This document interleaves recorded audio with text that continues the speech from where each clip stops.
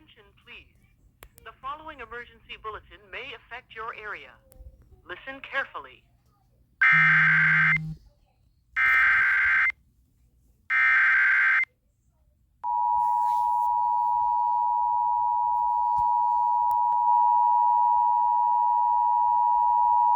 The National Weather Service in Amarillo has issued a fire warning at the request of the Dallam County Emergency Manager for Northern Dallam County.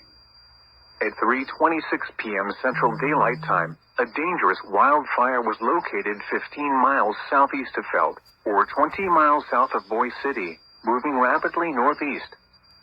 Areas impacted: portions of Highway 385 from about 25 miles north of Dowell to the Oklahoma state line, west to Schoolhouse Road and Shirey Road.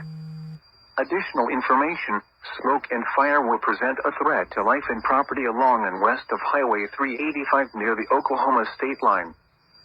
Be prepared to evacuate quickly if requested and follow all safety instructions from officials. Do not drive into smoke.